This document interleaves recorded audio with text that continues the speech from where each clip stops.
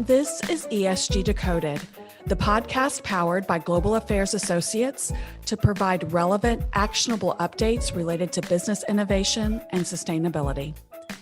Join Kaitlyn Allen and Amanda Shea of Global Affairs Associates for thoughtful, nuanced conversations with industry leaders that explore the complexities, the risks, and the opportunities connected to all things ESG.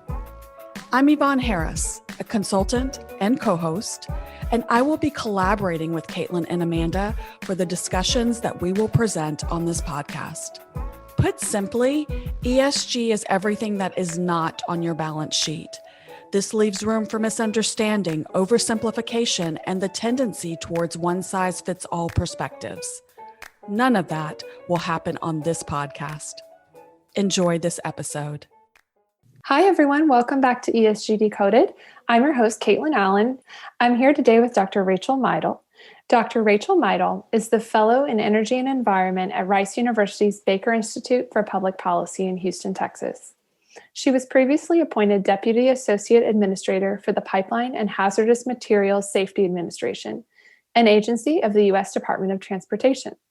Prior to her public service, Dr. Meidl was the Director of Regulatory and Technical Affairs at the American Chemistry Council in Washington, D.C., where she advanced a broad range of regulatory and policy issues, including reforming the Toxic Substances and Control Act, hazardous waste management and emergency response, and addressing contaminated site issues. Dr. Meidl holds a doctorate in law and public policy from Northeastern University, in addition to numerous master's degrees. Dr. Meidl, thank you so much for being here. Thank you for having me. This is just a treat. I have to just say, for those of you who aren't familiar with Dr. Meidl's work, she is really just a rock star in the space of waste management, policy, the public sector, and really has some of the most in-depth and broad at the same time expertise. So we're so grateful to have you today.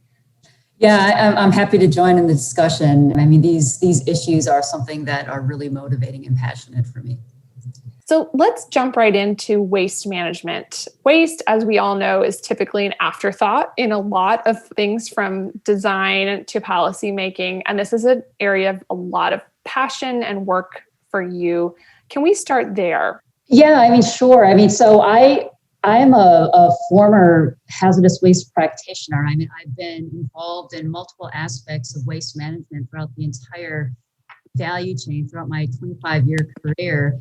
And so I've had a multitude of experiences that have helped me refine and clarify and understand, just how complex that entire field of work is. I started off as a hazmat field chemist and an explosives reactive materials chemist for many years. And so that took me around the world, where I managed waste that was generated from a number of different industries and military installations across different countries. And so, in my earlier roles, I mean, I managed different contracts, and I sampled and tested a variety of different waste streams, and I packaged and prepared them for shipments for ultimate treatment and disposal, and worked at various ports of entry across the world. And so I really gained a deep appreciation for the disparities in international law and treaties, especially as it pertains to transportation and trade and environmental management. So it really helped me understand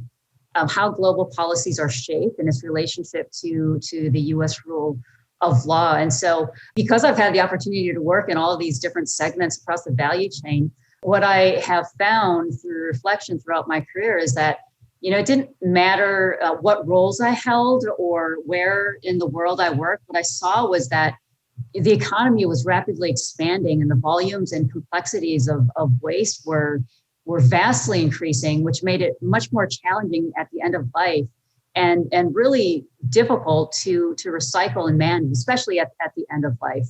And the technologies and the policies that are needed to manage these wastes were really not keeping pace with the rate of generation. And sometimes, in many instances, actually, policies were becoming more and more divergent. And so you see all of these different wastes that were falling out of potentially valuable recycling pathways and into end of life options that are inconsistent with, with sustainability and circularity and the waste hierarchy. And so I've seen this amplify and evolve over the past 20 some years. And so reflecting back on my career, it's really helped me shape my views today and were incredibly informative and enlightening. And of course, all very necessary for me to understand, the current state of the situation that we're facing, with the growing volumes of different types of waste, and especially as we migrate towards decarbonization strategies. So let me pause you right there, Rachel, because you've already said a number of words that some listeners may not be familiar with. Obviously, everyone's heard of sustainability, but you and I both know it can be misrepresented a lot.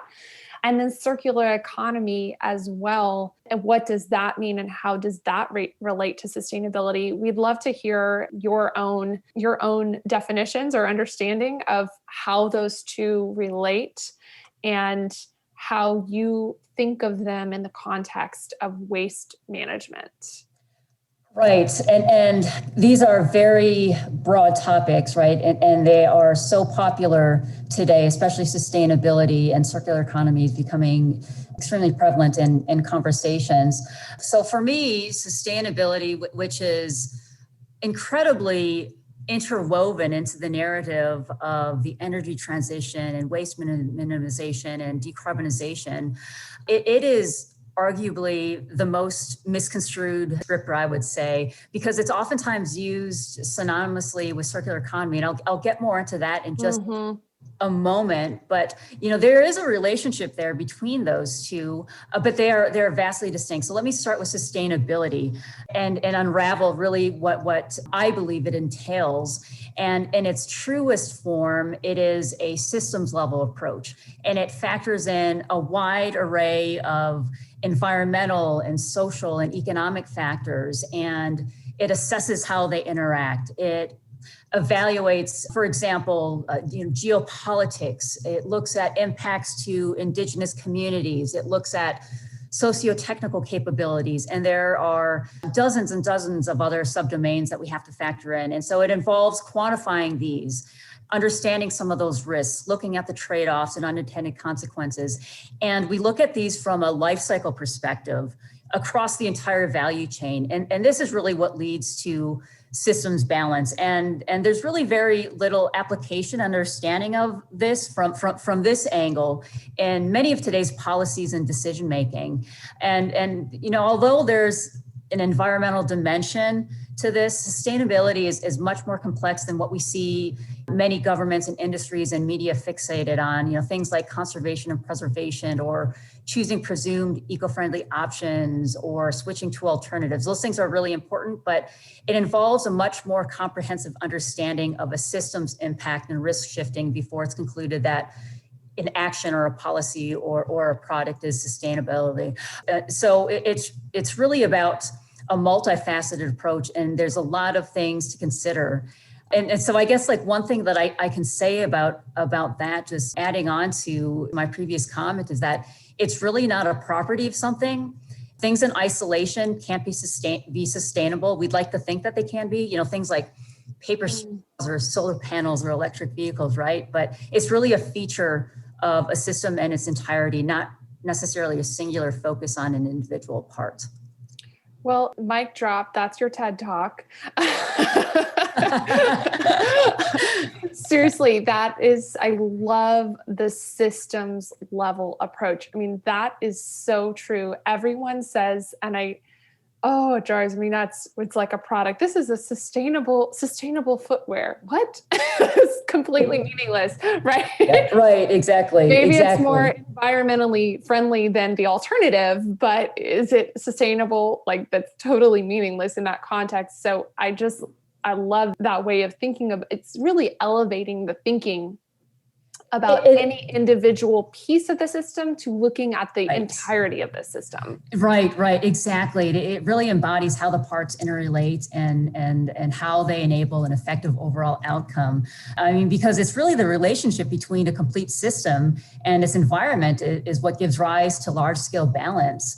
And that's how we understand the impacts across a system. That's how we avoid risk shifting and unintended consequences. But, I get it. And we're all eager to maximize our environmental and social outcomes, but we really have to look at that at a really big picture and understand, what are those trade-offs across the entire system, and how do they impact the entire complex value chain. And that's something that we have a difficult time doing. But, a lot of this, Kaitlyn, goes back to this entire idea of waste management, right? And one of the things you first mentioned was that waste is really an afterthought. And that's where I think the catalyst to this aggressive action stems from, because there's current fervor around the globe to decarbonize as quickly as possible using different types of technologies, whether they be wind or solar, or to fast pace the adoption of electric vehicles and energy storage systems.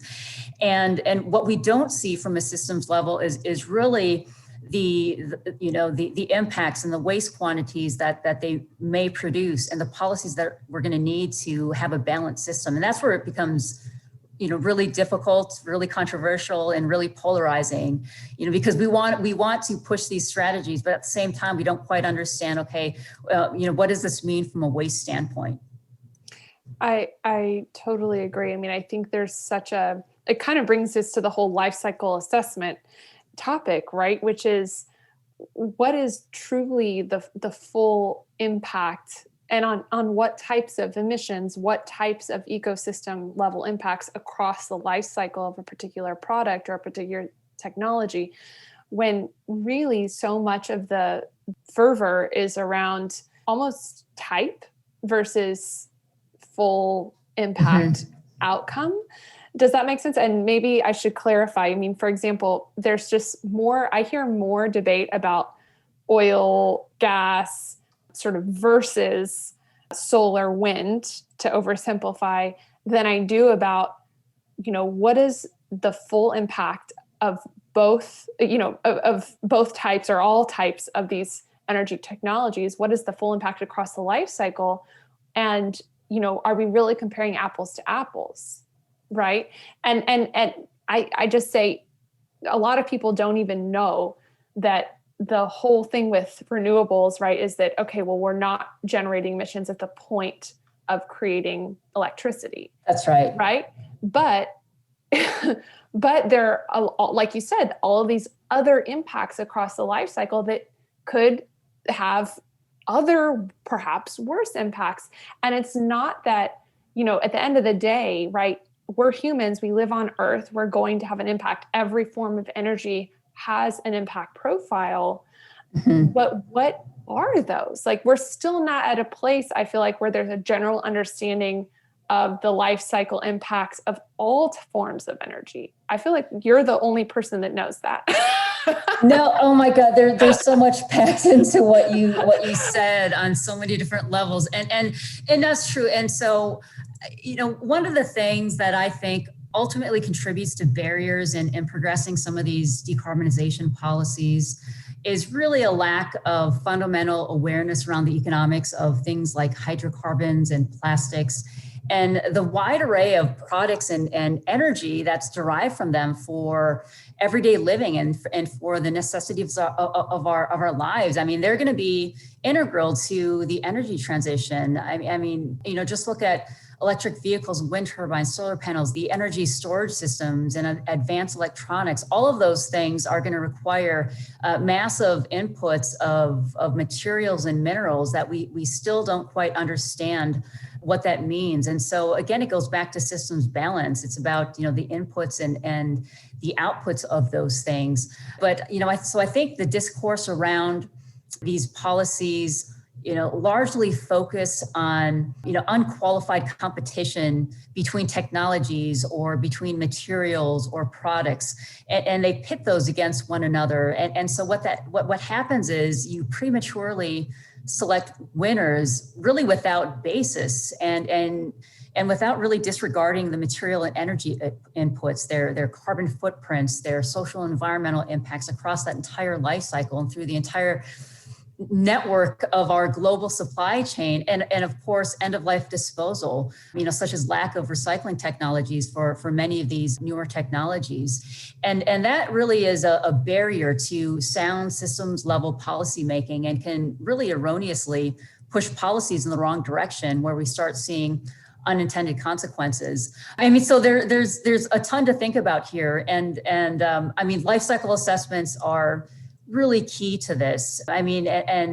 For folks that don't quite understand life cycle assessments, at its core, it takes a cradle to grave approach at evaluating impacts across the entire life cycle. And that means, from raw material extraction to final disposal. But we should really be looking at the R&D phase, right, to help design materials that might be more sustainable or more circular. But they really are key to understanding the impacts that arise throughout, a product or technology or a processes supply chain. But as there's a lot of disparities between life cycle assessments. They are not standardized.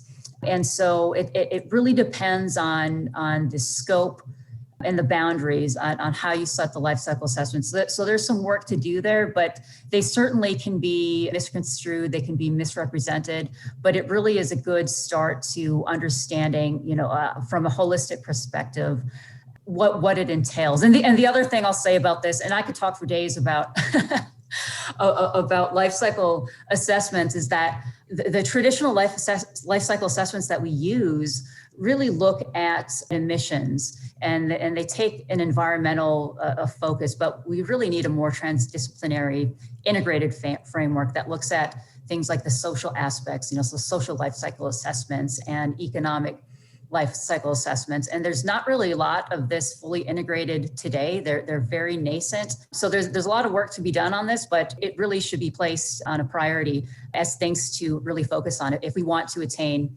what sustainability really means from that systems level perspective. And then also how we want to migrate over to a circular economy as many are pushing for these days.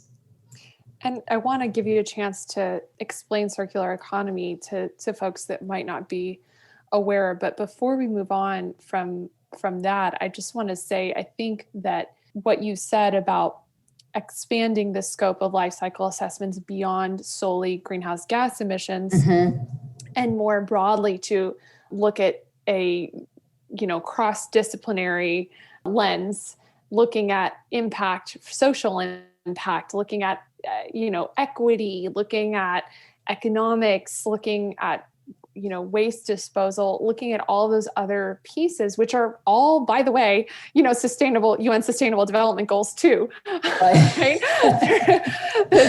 They're all there, right? And it reminded me of something that Megan Parks said on a different episode, which is we have this reductionist focus on carbon that sometimes is blinding us to the other very real and very physical impacts on the land, as well as on people. So what I'm hearing from you is that there's this need to broaden our understanding, and like you said, kind of raise up the lens from one aspect of the system to looking at the system as a whole, and what does systems balance really mean.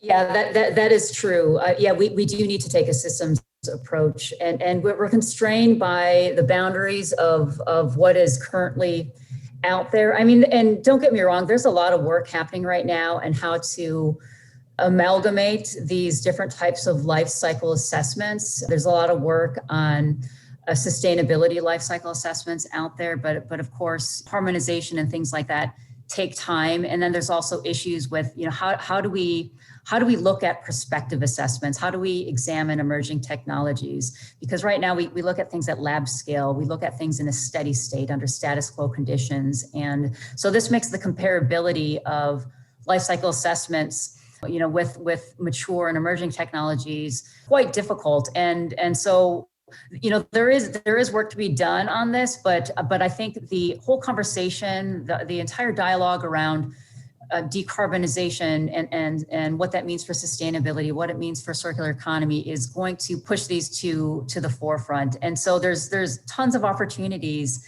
to look at this more broadly. And I think we really need that if we truly want to achieve sustainability in its truest sense. And also this brings us back to our earlier conversation about circular economy. And, because there's so much desire to want to push for alternative energy technologies and to achieve, environmental and sustainability goals, this whole idea of a circular economy has really been brought to the forefront. And so we see many of these principles of circular economy, which means, encouraging system innovation that designs out waste or increases resource efficiency, keeping materials in use and decoupling growth from the consumption of finite sources. I mean, all of these things are finding their way into the political, economic, and scientific fields, and they're growing in popularity. I mean, just at rapid rates throughout corporate strategies as well as local and national governments. So it's really important, and something that I'm focused on these days is unpacking what that even means and how it relates to sustainability, how it relates to the waste hierarchy, because they are all very different things. I mean, they're seemingly similar and the relationships are connected, but they're very, very different things. And the time horizons and the path and the policy frameworks are all very different and getting to that same desired end state. So I mean, I can go into more detail about what some of those things are, because there's, it really is important for us and for governments and for society to understand the differentiation between those things. I think that it would be wonderful to hear a little bit more detail. Is there something that, really stands out to you as, say, the most important thing you've done this month, Rachel? Just to help put a lens there, because I know you could talk about all of these things in great detail, but what is that thing you're hearing about most frequently right now in your policy discussions, in your academic discussions, in your discussions with corporations? What is sort of top of mind right now when it comes to, say, the subtopics under sustainability, circular economy, and the waste hierarchy? Yeah, so let me go back to our earlier points about how sustainability really is a feature of an overall system in its entirety. And so, and I'll give some examples here, and I'll talk about some of the work that I'm doing, looking at supply chain impacts of electric vehicles and looking at the sourcing and the waste management of that. And then also in the work with the plastics that I do, looking at sustainability and circular solutions. But, I will say from a sustainability perspective, again, individual parts can't be optimized without optimizing the whole. And so an example I frequently give for this are electric vehicles. And the way it stands today, it is really not sustainable if we factor in all of those things that I mentioned, all of the unquantified and unaccounted social and environmental impacts that span the entire life cycle of the battery, the lithium-ion battery that powers the vehicle, impacts from mining and processing, smelting, all of the trade and transportations that cut across the globally networked supply chain, and then the lack of recycling and reuse options, and the human rights violations and operating in sensitive and corrupt regimes. All of those things shift the balance on the sustainability profile. And so that's one area, that I focus on. And the point that I try to get across in these discussions is that sustainability can enable a circular economy, and a circular economy can be a means towards sustainability. But circular economy doesn't guarantee positive environmental, social, and environmental outcomes. And the reason for this is there's wide-ranging scope and applications and definitional ambiguities to all of this. But again, if you focus on one part of the life cycle, if you focus on the use phase of of the emission standpoint of lithium ion batteries, and you omit other parts of the supply chain with the raw materials extractions, the other things that I mentioned, it paints a very different picture. So much of the work that I do focuses on those large scale, wide ranging, holistic outlooks and really helping folks understand what each of these issues are, how they interrelate, where they diverge and how they intersect. But we can't keep using these terms synonymously like they are. And we really have to understand what those disparities are and what the relationships are, because otherwise we're going to be pushing for policies that may shift the balance and may take us in different directions. And so I see this a lot in how we manage plastics and plastics waste. And it's a very, very polarizing topic for many individuals because we don't want to see contamination in our environments, and we don't want to see the continual volumes of waste being shifted overseas for managing, but we do have to take a systematic and systems approach to some of those things. But that's some of the things that I'm doing along the lines of trying to unpack circular economy and sustainability. But like I said, Kaitlyn, they're just such complicated topics because our traditional waste hierarchy has been the basis of waste management policy for over 30 years.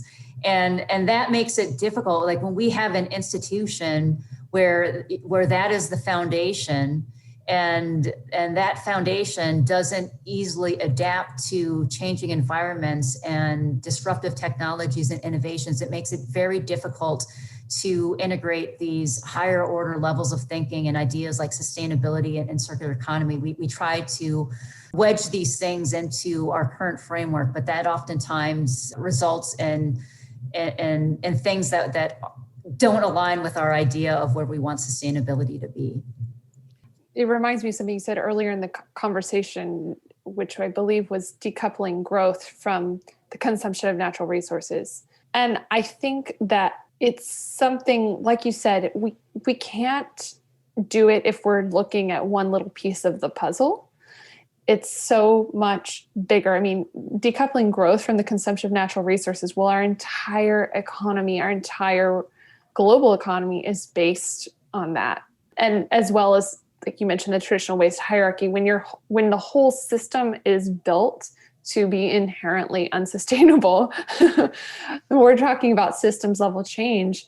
That's why we need good policy. That's why we need holistic policy. That's why we need the business community to understand the broader picture as well. And I think it's so much of, like you said, is just getting on the same page with what words are we using, and are we using them properly?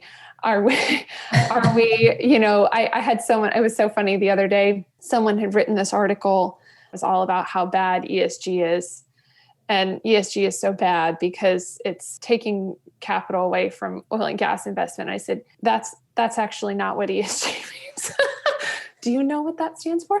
Like, it's actually a really broad risk framework that has, someone might decide to put an exclusionary screening on their investment portfolio, but it actually is not an ESG portfolio. It's just an exclusionary one. And, it was funny, the comments back, and I don't really get involved in anything like that. I had to step in. I was like, that's not even the right definition. And someone said, well, it doesn't matter what words we say. The fact is capital is moving away. And I didn't engage because it's not how I like to spend my time, but it does matter the words we use. That's exactly why there's so much confusion and so much polarization, is because people don't know the proper meaning of a term. They don't use the word properly. And then we throw them all around. And then we're all talking about different things using the same words, which creates confusion and polarization. So I couldn't agree more that we have to be clear about what each of these means and how they interrelate, but also where they diverge. Yeah, it's so important. And I have a heavy science background. And so of course I lean heavily on science and data, but we have to, And I know that's, socially and from personal values and things like that, they don't necessarily align with where the data may end up. And so when you look at things like life cycle assessments, they could conceivably challenge the idea of a circular framework or our idea of sustainability and even the ingrained waste hierarchy perspective of reduce, reuse, recycle, compost, whatever. And that revelation is very difficult for many of us to accept, especially in the age of trying to phase out fossil fuels and banning plastics. And I know it's not a politically or socially compatible position to take, but if from a life cycle perspective, recycling is less favorable than, say, managing waste in a controlled, permitted landfill or a waste to energy system, how would we feel about that?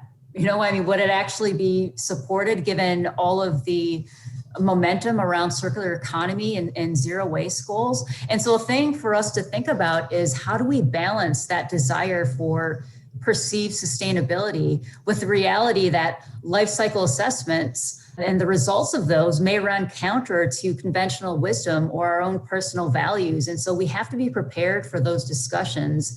And I can't say it enough, we really do have to lead with data and science in some of this. And it may not necessarily align with what we think and what we believe. Well, that's a hard one.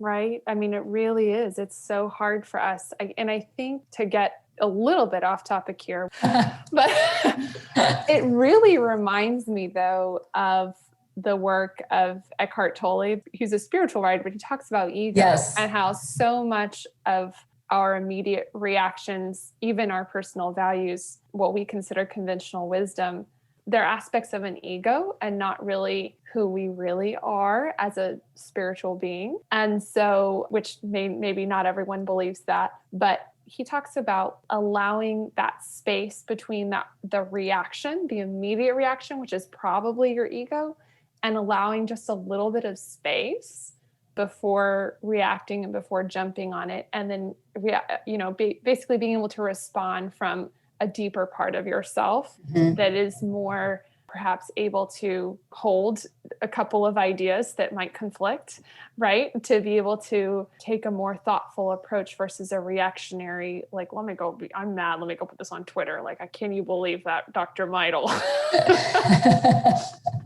Can you believe that Kaitlyn Allen over there on Bloomberg talking about this stuff? It's that hard place between, is this just my ego reacting to what I think is wrong and what I think can't possibly be? Or am I really looking at the evidence and really viewing it holistically, again, with the eventual goal, right, of having a sustainable system, right? Maybe that looks differently than we think it does today. I actually like this part of the conversation because in talking about waste reduction and decarbonization efforts, let's not forget about the human element to all of this. Higher standards of living are better for everybody. And there are multiple segments of society that are often forgotten in these discussions and that don't have a voice. But we're so consumed and fixated on our own reality that we oftentimes discount the informal sectors of society.